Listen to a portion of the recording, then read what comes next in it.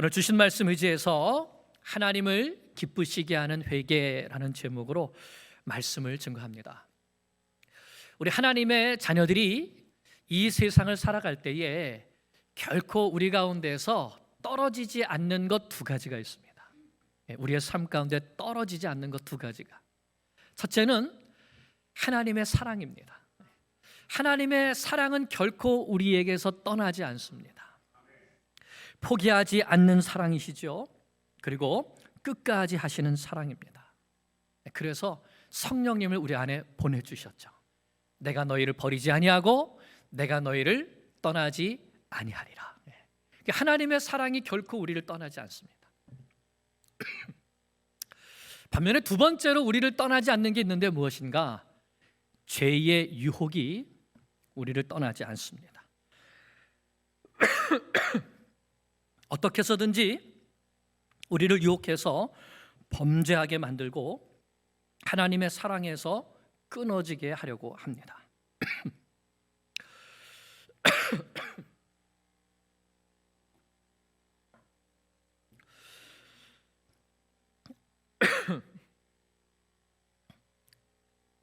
죄는 우리를 찾아와서 먹음직도 하고 보암직도 하고 지혜롭게 할 만큼 탐스럽게 하여서 야, 내가 저것만 먹으면 정말 좋겠다, 이렇게 유혹해서 죄의 유혹에 넘어가게 하죠. 아담과 하와가 에덴 동산에서 살았습니다. 하지만 그곳에서도 죄를 지었습니다. 그렇다면 우리야말로 언제든지 죄의 유혹에 넘어질 수 있습니다. 여러분, 예수님께서 이렇게 기도하라고 가르쳐 주신 것을 우리는 기억해야 합니다. 우리를 시험에 들게 하지 마시옵고 다만 악에서 구원하시옵소서, 이렇게 기도하라고 하셨습니다. 그러므로 우리 그리스도인들이 중요하게 다뤄야 될 문제 가운데 하나는 이 죄 문제입니다. 당장 여러분에게 손을 들게 할 수는 없겠습니다. 한번 죄 안 지으신 분 손 들어보세요 하고 하면은 누가 손을 들 수 있겠습니까? 그만큼 우리에게 가까이 있고 사실은 우리 안에 있는 것이 죄이죠.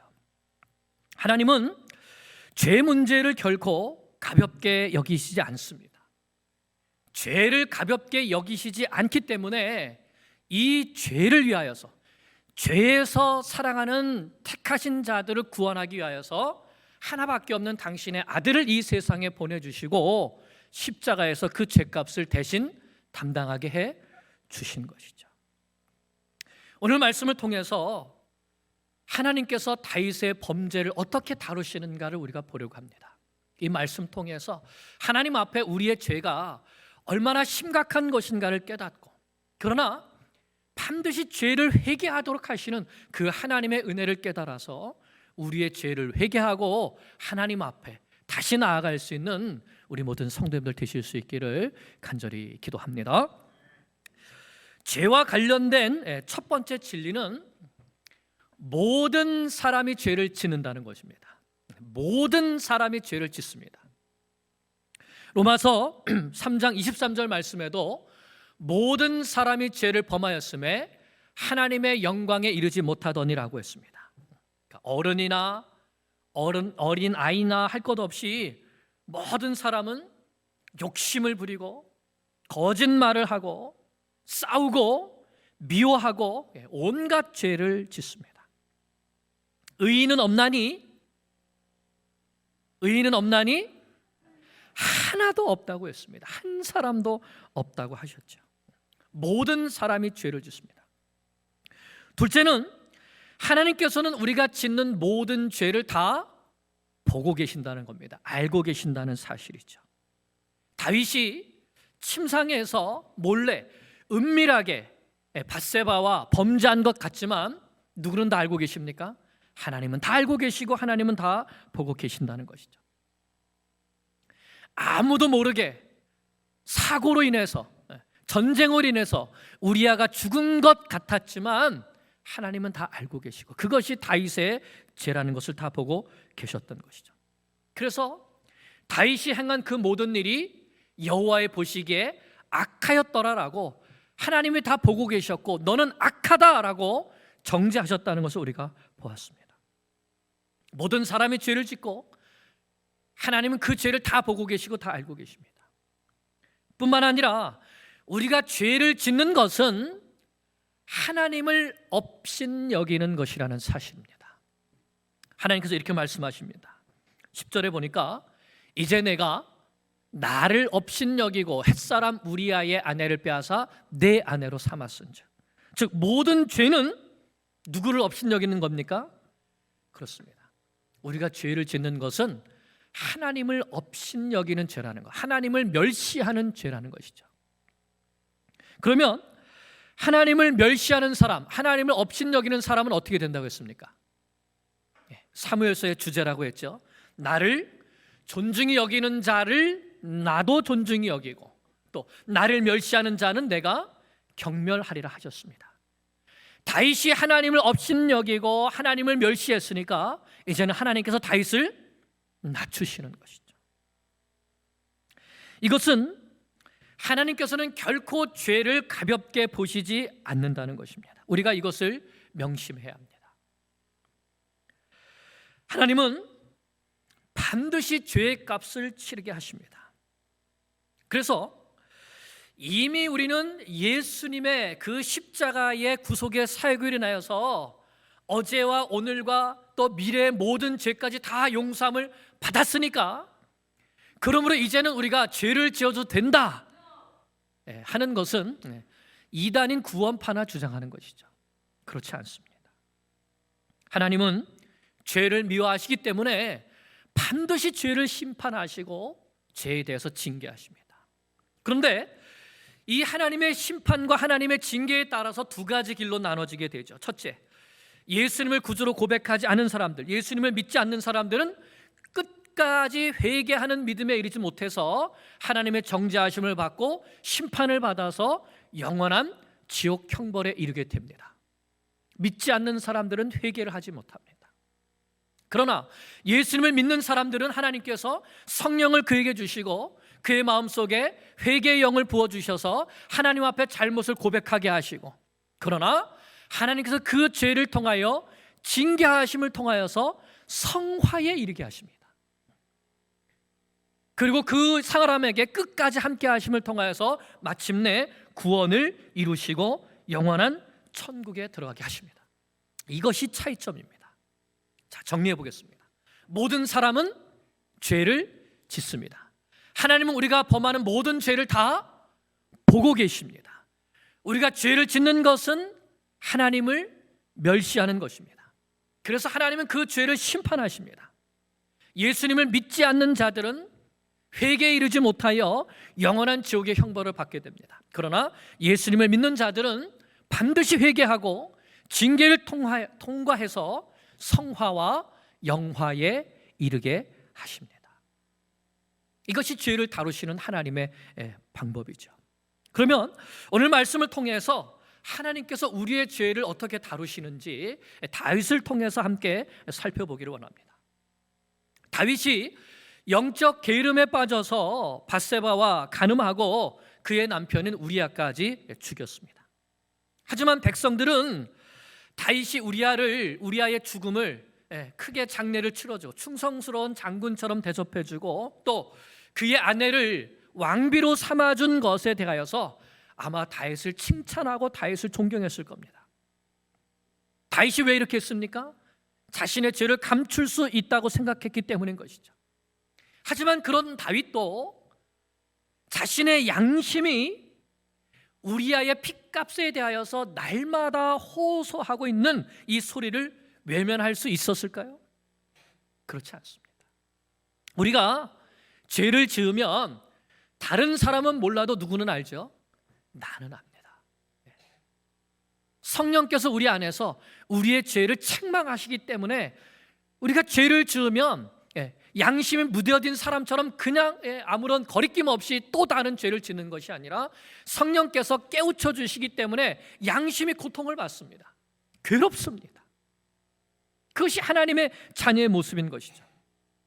다윗이 겉으로는 평안한 척했지만 사실 그 마음은 날마다 괴로웠습니다. 여러분, 이 시편 32편의 말씀을 보십시오. 다윗이 이렇게 노래합니다.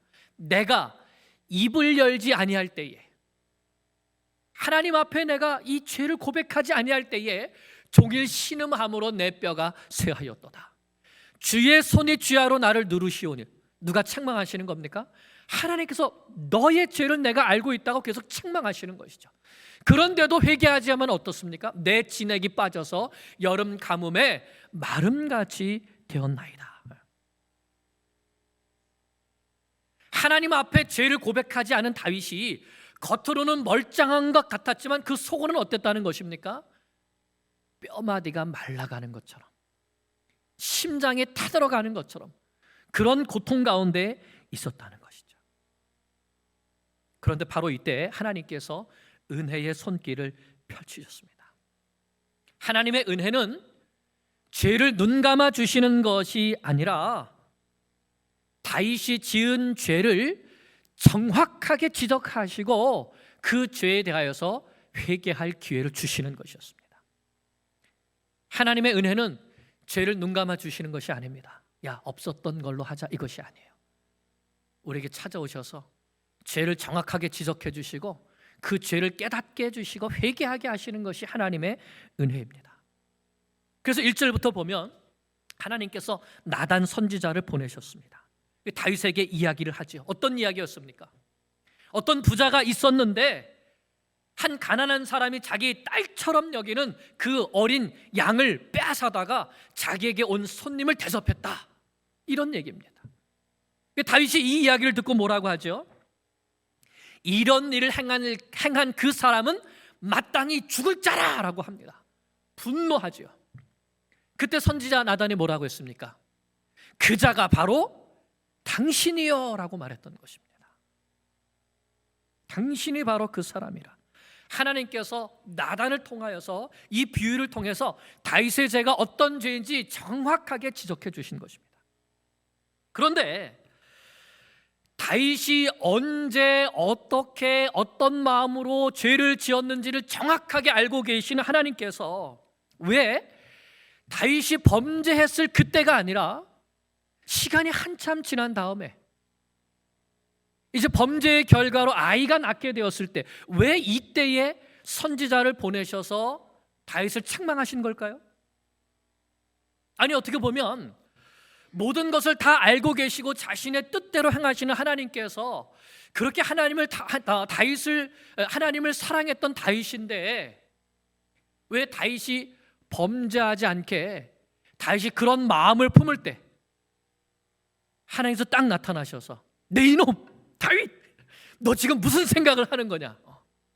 너 그러면 안 돼 하고 왜 막아주시지 않는 것이죠? 우리 좀 그렇게 생각할 수 있지 않습니까? 하나님, 왜 아담과 하와가 죄를 짓게 내버려 두셨습니까? 내가 죄를 짓지 않게 좀 미리 막아주시면 안 됩니까? 라고 할 수 있죠. 이것을 하나님의 허용적 작정이라고 합니다. 허용적 작정. 죄를 허용하시는데 거기에도 하나님의 선하신 뜻이 있다는 것이죠. 헤르만 바빙크라는 신학자가 죄에 대해서 이렇게 말합니다. 죄의 원작자는 인간이며, 그러니까 하나님께서 죄를 만드신 분이 아니고 죄를 짓는 것은 인간이 자기의 의지를 가지고 짓는다는 거예요. 하나님은 죄의 경영자로서 하나님의 영광과 선한 목적을 위해서 죄를 허용하신다 하는 겁니다. 하나님께서 태초에 하나님의 형상을 따라서 사람을 창조하셨습니다. 그래서 그 사람은 하나님처럼 자유의지를 가지고 있습니다. 자유의지. 다른 말로 하면 하나님은 사람을 로봇처럼 만들지 않았다는 겁니다. 로봇은 어떻죠? 주인이 조종하는 대로만 합니다. 프로그래밍 하는 대로만 하죠. 자기 의지가 있습니까? 없습니까? 자기 뜻이 없습니다. 근데 만약에 우리가 자기 뜻도 없이 하나님께서 나를 다 조정하셔가지고 우리가 입을 열어서 하나님 사랑합니다, 하나님 찬양합니다, 이게 하면 이게 정말 하나님께서 기쁘게 받으실 만한 찬양과 영광일까요? 그렇지 않죠. 그래서 하나님은 인간에게 하나님을 닮은 자유의지를 주시고 우리가 의지적으로 하나님의 사랑을 깨닫고 하나님을 사랑하고 하나님을 경배하고 하나님을 예배하며 하나님과 교통하는 사람들이 되게 하시려고 하신 것입니다. 그런데 이 하나님께서 주신 우리의 이 자유의지를 가지고 사람은 하나님을 떠나서 자기가 죄를 범하여서 하나님처럼 되는 것을 결정한 겁니다. 그런데 하나님께서 사람이 그렇게 죄 짓는 것을 허용하셨다고 하시는 것이죠. 우리가 죄 지으려고 할 때 나타나셔서 막으시는 것이 아니라 그냥 내버려 두신다는 겁니다. 그걸 허용이라고 말합니다. 그렇다면 우리가 죄를 지을 때 우리의 죄에 대한 책임을 하나님께 돌릴 수 있을까요? 하나님, 왜 나를 죄짓게 내버려 두셨습니까? 라고 하나님께 책임을 물을 수 있습니까? 없죠. 왜요? 죄는 죄 짓기로 누가 결정한 겁니까? 내가 결정하고 내가 행한 것이죠. 그러므로 하나님, 왜 이 세상에 죄가 이렇게 많도록 그냥 내버려 두십니까? 라고 우리가 할 수 있습니까? 없습니다. 죄는 분명히 자기 의지로 짓는 것입니다. 그러나 하나님은 모든 것이 합력하여서 결국 하나님의 영광과 선한 목적을 이루게 하신다는 것이죠. 다시 말하면 사람이 어떤 죄와 어떤 악을 범한다 할지라도 하나님께서는 창세 전부터 인류를 구원하시기 위하여서 작정하신 그 선하신 뜻을 반드시 이루어 가신다는 것입니다.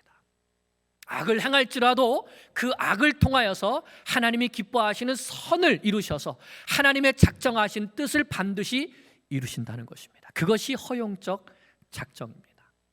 예를 들면 아마 사람이 범한 죄 가운데 가장 큰 죄는 아무 죄도 없으신 하나님의 아들을 십자가에 못 박아서 죽인 죄일 것입니다.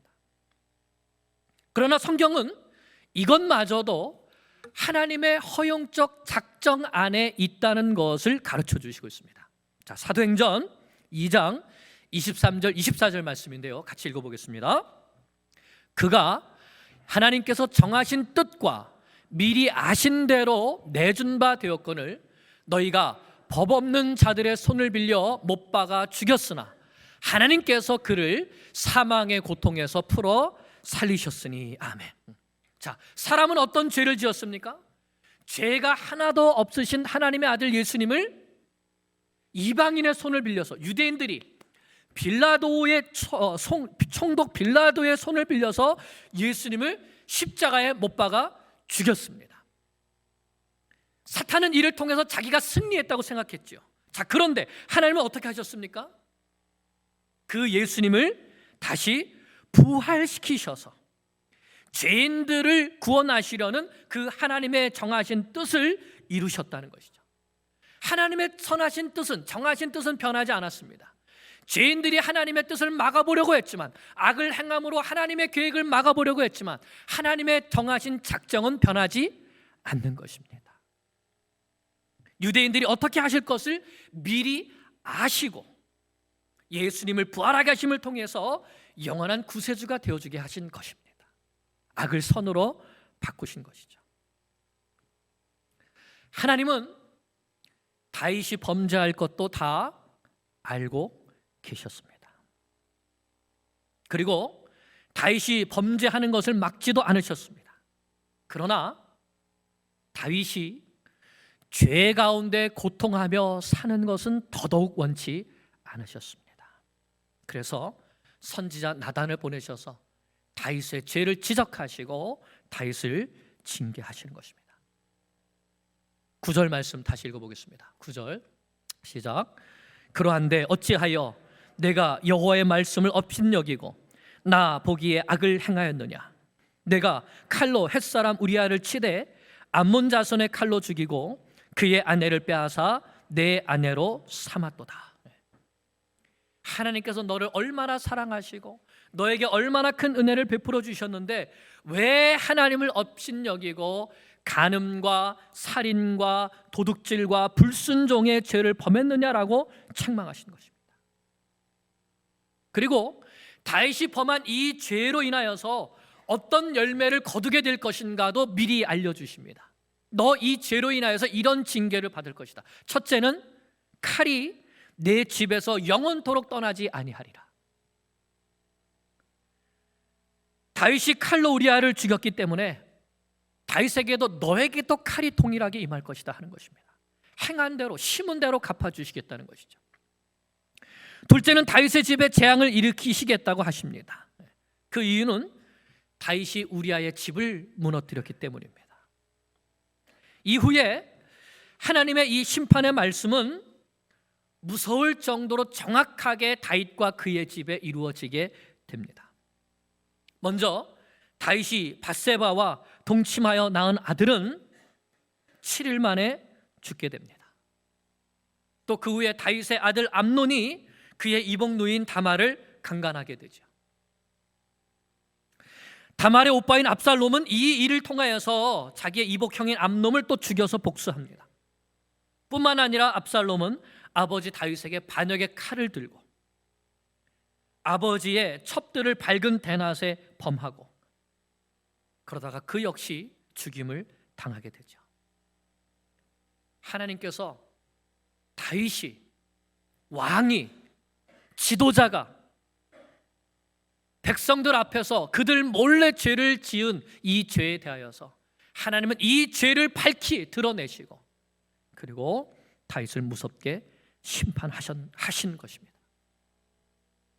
우리는 이 일을 통해서 죄에는 반드시 삭이 있다는 사실을 기억해야 합니다.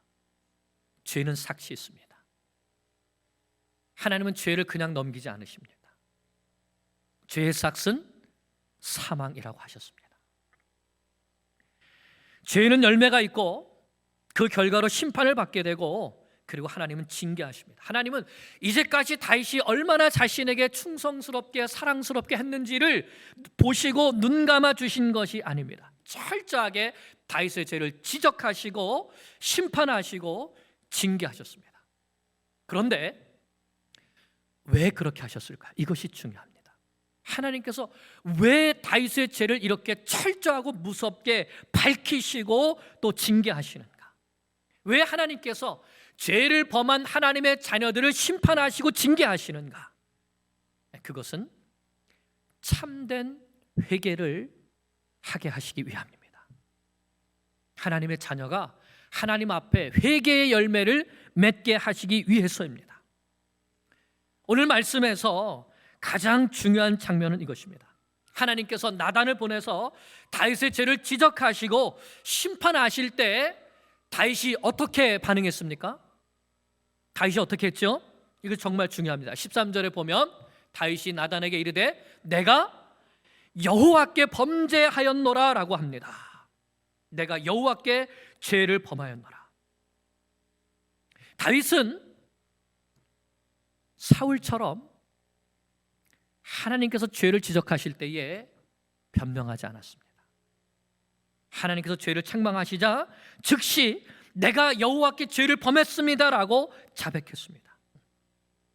그런데 여러분 중요한 것은 다윗이 누구에게 죄를 범했다고요? 여호와께라고 했습니다. 여호와께.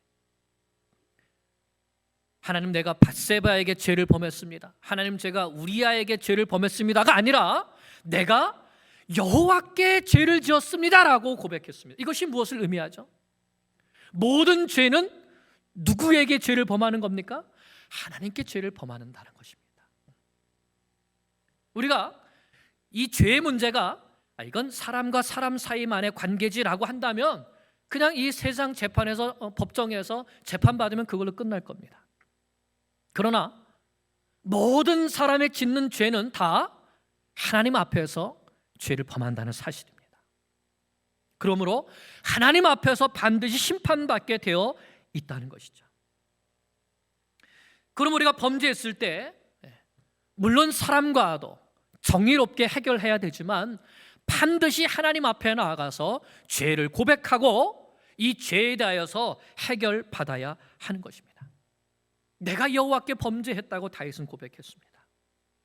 여기에서는 단 한마디로 이렇게 고백했지만 시편 51편을 보면 다윗이 어떻게 하나님 앞에 죄를 고백했는지 더 자세하게 이 고백이 기록되어 있습니다. 먼저 시편 51편 표제를 보면 이렇게 말씀합니다.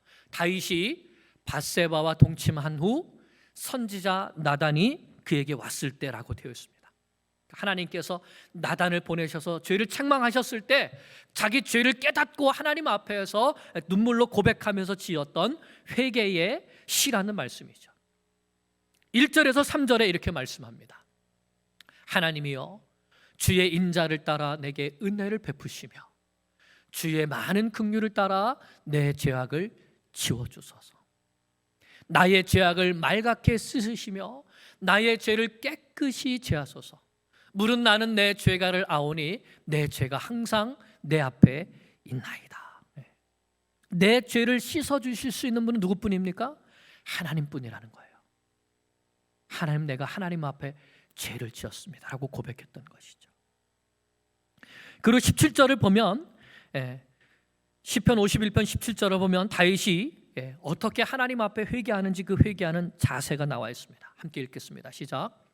하나님께서 구하시는 제사는 상한 심령이라.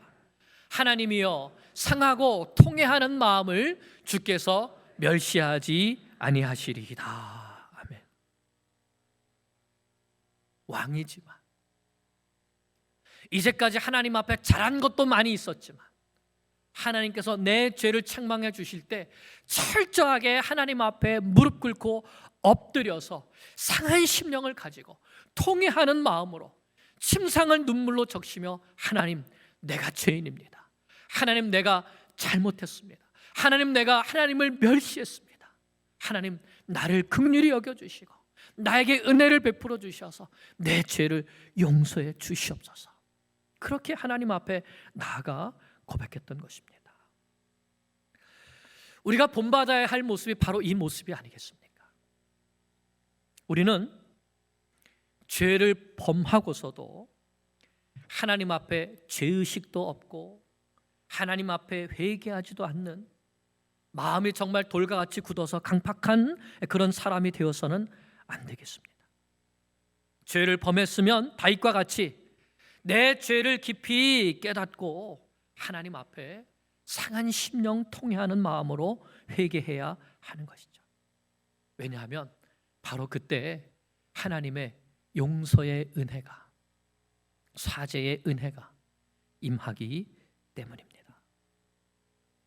13절 하반절에 보면 나단이 이렇게 말합니다. 나단이 다윗에게 말하되 여호와께서도 당신의 죄를 사하셨나니 당신이 죽지 아니하려니와 했습니다. 하나님은 우리가 죄를 자백하면 너 하는 것 좀 내가 좀 보다가 내가 용서해 줄게 하시는 분이 아니라는 거예요. 우리가 참된 마음으로 진실한 마음으로 하나님 앞에 회개하면 언제 용서해 주십니까? 즉시 용서해 주시는 거예요. 그 즉시로. 다윗이 자기의 죄를 고백합니다. 내가 여호와께 죄를 범했습니다라고 할 때 하나님은 나단에게 즉시 말씀하십니다. 여호와께서도 당신의 죄를 사하셨다. 나도 너의 죄를 용서해 준다. 그러므로 하나님께서 범죄한 우리에게 요구하시는 것은 무엇입니까? 회개입니다. 회개. 요한일서 1장 9절에 이렇게 말씀합니다. 만일 우리가 우리 죄를 자백하면 그는 미쁘시고 의로우사 우리 죄를 사하시며 우리를 모든 불의에서 깨끗하게 하실 것이요 라고 했습니다. 아멘. 여러분, 자백이 뭐죠? 형사가 죄인을 잡아다 놓고 뭐라고 합니까? 자백해 그러잖아요. 자백이 뭡니까? 내가 언제 어떻게 무슨 죄를 지었는지 누구 입으로? 내 입으로 다 고백하는 것이 자백이죠. 우리가 하나님 앞에 나아가서 우리의 죄를 자백하면 하나님은 미쁘시고 신실하시고 의로우사 우리 죄를 사하시며 우리를 깨끗하게 씻어주신다고 약속해 주셨습니다. 다윗이 그렇게 했습니다. 즉시 하나님 앞에 고백했습니다. 내가 하나님께 죄를 지었습니다. 근데 사실 이것이 하나님께서 다윗을 사랑하시는 이유이죠. 여러분, 우리 자녀가 죄를 지었는데 죄 안 지은 척 쫙 숨기고, 예? 엄마 아빠를 탁 속이면서 죄 안 지은 것으로 계속 변명하는 자녀가 예쁩니까? 아니면 너 왜 그랬어 하면은 즉시 자기 죄를 고백하고 잘못했다고 용서를 비는 자녀가 예쁩니까? 하나님도 똑같은 것이죠. 다 알고 계시는데 그 죄를 낱낱이 고백할 때에 하나님께서는 오히려 기뻐하시고 죄를 용서해 주시고 그 즉시로 하나님과 우리와의 관계를 회복시켜 주시는 것입니다. 그러나 그 죄는 열매가 있습니다. 그 결과가 있습니다. 그 결과는 감당해야 되는 것이죠. 그것이 하나님의 징계고 그것이 우리를 성화에 이르게 하는 하나님의 훈련입니다. 이 엄청난 범죄로 인해서 다윗은 앞으로 큰 이 죄의 열매들을 거두면서 하나님 앞에 다시 연단받게 됩니다. 하나님께서 다윗을요 낮추시고 낮추시고 또 낮추십니다. 이전에 하나님을 사랑할 때는 높이시고 높이시고 높이셨는데 이제는 다윗의 집부터 시작해서 그의 왕국에 이르기까지 낮추시고 낮추시죠. 죄의 결과로 밧세바에게서 태어난 아이는 7일 만에 죽게 되었습니다. 다윗이 하나님 앞에 금식하면서 하나님 나 때문에 그랬는데 이 아이는 살려주세요라고 기도했지만 하나님께서 그 아이를 데려가십니다. 신하들이 두려워서 이 아이가 죽었다는 말을 차마 다윗에게 하지 못합니다. 음식도 먹지 않고 금식하면서 있으니까요. 그런데 신하들이 웅성거리는 소식을 듣고는 다윗이 아들이 죽었다는 사실을 압니다. 그리고선 오히려 일어나서 몸을 깨끗하게 씻고 의복을 딱 갈아입고서는 음식을 먹습니다. 신하들이 깜짝 놀라서 물어보죠. 다윗이 뭐라고 말하죠? 나는 그에게로 갈 수 있지만 그는 내게로 올 수 없다. 하나님이 이렇게 하셨으니 내가 어찌 하나님의 뜻을 막겠느냐. 무엇을 인정한 겁니까? 그렇습니다. 하나님의 주권을 인정한 것이죠. 하나님의 절대 주권을 인정하는 겸손한 모습을 보인 겁니다. 뿐만 아니라 다윗은 하나님의 용서의 사랑도 확신했습니다. 여러분, 우리가 하나님께 죄를 지었을 때 하나님 앞에 우리가 죄를 회개하면 하나님의 죄를 즉시 용서해 주신다는 사실을 우리는 믿어야 됩니다. 많은 경우에 이것을 믿지 않습니다. 그래서 내가 큰 죄를 지었으면 이 죄를 평생 짊어지고 가죠. 하나님 앞에 무슨 일이 있을 때마다 이 죄를 놓고 기도합니다. 하나님, 그때 내가 이 죄 지은 것 때문에 또 이번에 이렇게 나를 힘들게 하시는군요. 하나님. 그러면 우리는 하나님을 어떤 하나님으로 만드는 거예요? 불의한 하나님으로 만드는 겁니다. 하나님은 뭐라고 말씀하셨습니까? 나는 신실한 하나님이다. 너희가 죄를 자백하면 나는 즉시 너희로 죄를 용서해 준다. 그러나 그 죄의 열매들이 있습니다. 그럴 때마다 우리는 하나님 앞에 돌이켜서 우리의 마음을 낮추고 하나님의 은혜와 긍휼을 구해야 되는 것이죠. 어떤 어려운 일을 만날 때에 내 죄 때문이라고 절망할 것이 아니라 내가 큰 죄를 지었기 때문에 나는 더 이상 하나님께 가까이 갈 수 없다고 오히려 하나님을 떠나는 사람이 될 것이 아니라 더 하나님의 은혜의 날개 아래 찾아와서 더 하나님의 용서의 은혜를 사모하면서 또 하나님 앞에 고백했으면 하나님께서 용서하신 것을 믿고 비록 나에게 죄의 열매가 있을지라도 나를 사랑하시는 그 하나님과 나와의 관계는 절대로 끊어지지 않는다는 확신을 가지고 이 징계 속에서도 하나님을 사랑하는 믿음을 가지고 살아가야 하는 것입니다. 그러면 반드시 하나님께서 다시 높여주실 때가 오는 것이죠. 다윗이 그렇게 합니다. 하나님의 용서하시는 사랑을 믿고 다시 자녀를 낳았을 때 그 자녀의 이름을 뭐라고 했습니까? 솔로몬이라고 했습니다. 솔로몬이 무슨 뜻일까요? 평강의 사람이라는 뜻입니다. 평강의 사람. 무슨 의미일까요? 이제 나와 하나님의 사이가 어떻게 되었다는 거예요? 평안을 얻게 되었다. 샬롬이 되었다는 겁니다. 그때 하나님께서 나단 선지자를 다시 보내셔서 그 아들의 이름을 또 주십니다. 뭐라고 그러셨죠? 여디디아다 이렇게 말합니다. 여디디아는 무슨 뜻일까요? 여디디아, 여호와께서 사랑하시는 자라는 뜻입니다. 하나님께서 회복시켜 주셨다는 겁니다. 너와 나와의 사랑의 관계는 이미 회복되었다. 하는 뜻이죠. 다윗이 비록 범죄했지만 하나님 앞에 진심으로 회개했을 때 하나님은 그의 죄를 용서해 주시고 다시 그를 사랑하시는 은혜를 베풀어 주신 것입니다. 사랑하는 여러분, 오늘 어떤 죄가 나의 양심을 찌르고 있습니까? 여러분, 우리는 하나님 앞에 감출 수 없습니다. 티끌만한 죄라도 감출 수 없습니다. 여러분, 혹시 지금 짓고 있는 죄가 있습니까? 그것은 하나님을 멸시하는 것입니다. 몇 년 전에, 오래전에 지었던 큰 죄가 있습니까?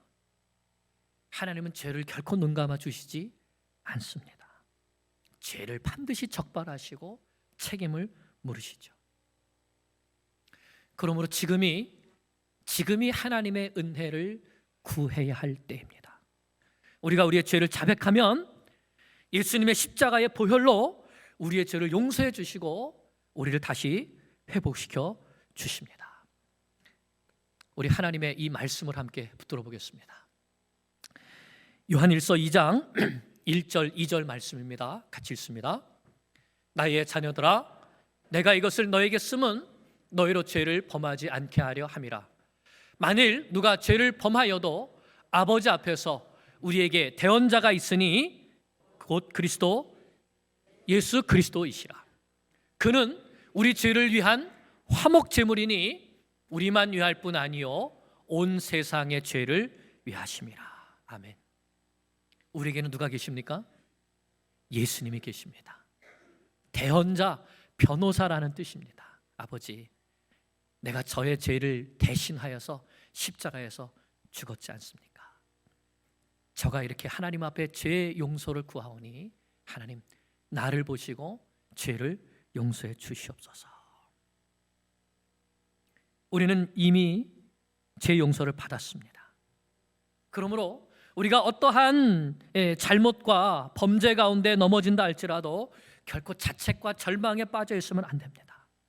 하나님 앞에 나가서 내 죄를 고백하면 예수님의 이름으로 용서해 주시고 다시 회복시켜 주십니다.